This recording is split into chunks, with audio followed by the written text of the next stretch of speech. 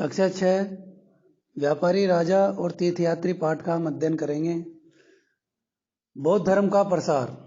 बौद्ध धर्म का प्रसार कैसे हुआ, इसके राजा कौन थे, कितने सन में हुआ, उसके बारे में हम बात करेंगे। कहाँ कहाँ इनका प्रसार हुआ, आइए चलते हैं। कुषाणों का सबसे प्रसिद्ध राजा कनिष्क था। उसने करीब 1900 साल पहले शासन किया। कितने साल पहले? 1900 साल पहले। उसने एक बौद्ध परिषद का गठन किया जिसमें एकत्र होकर विद्वान महत्वपूर्ण विषयों पर विचार विमर्श करते थे। बुद्ध की जीवनी, बुद्ध चरित्र के रचनाकार कवि अश्वघोष कनिष्क के दरबार में रहते थे। अश्वघोष तथा अन्य बौद्ध विद्वानों ने अब संस्कृत में लिखना शुरू कर दिया। संस्कृत में भी इन रचनाओं को लिखना शुरू कर दिया। इस समय बौद्ध धर्म की एक नई धारा महायान का विकास हुआ। इसकी दो मुख्य विशेषताएं थी। पहली विशेषताएं क्या है, देखो, मूर्तियों में बुद्ध की उपस्थिति सिर्फ कुछ संकेतों के माध्यम से दर्शाई जाती थी। मिसाल के तौर पर उनकी निर्वाण प्राप्ति को पीपल के पेड़ की मूर्ति द्वारा दर्शाया जाता था। यानी जो उनकी मूर्ति होती है पीपल के पेड़ के रूप में दर्शाया जाता था। मूर्तियों द्वारा दर्शाया जाता था।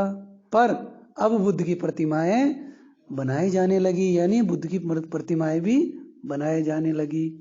इनमें से अधिकांश कहाँ बनाई जाती थी, देखो, मथुरा में, तो कुछ तक्षशिला में बनाई जाने लगी।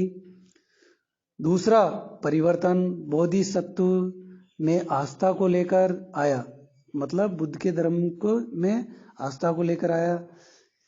बोधिसत्व उन्हें कहते हैं जो ज्ञान प्राप्ति के बाद एकांतवास करते हुए ध्यान साधना कर सकते थे। ज्ञान प्राप्ति के बाद वो क्या करते थे? ध्यान साधना प्राप्त करते थे। लेकिन ऐसा करने के बजाय वे लोगों को शिक्षा देने और मदद करने के लिए सांसारिक परिवेश में ही रहना ठीक समझते थे। जो ज्ञान देते थे सांसारिक परिवेश में ही रहना वो अपने आप को उचित समझते थे, यानी ठीक समझते थे।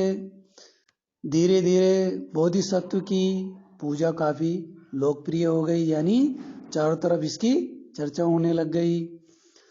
और पूरे मध्य एशिया, चीन और बाद में कोरिया तथा जापान तक भी फैल गई।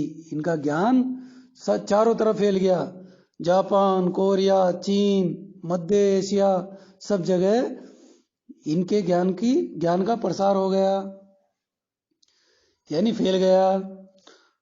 बौद्ध धर्म का प्रसार पश्चिमी और दक्षिणी भारत में भी हुआ। पश्चिम में भी हुआ बौद्ध का प्रचार और दक्षिण भारत में भी हुआ, जहाँ बौद्ध भिक्षुकों के रहने के लिए पहाड़ों में दर्जनों गुफाएं खोदी गई। यानी उनके रहने के लिए, उनको तपस्या करने के लिए अनेक तरह की गुफाएं बनाई गई। गुफाएं कहाँ बनाई गई? पहाड़ों में बनाई गई।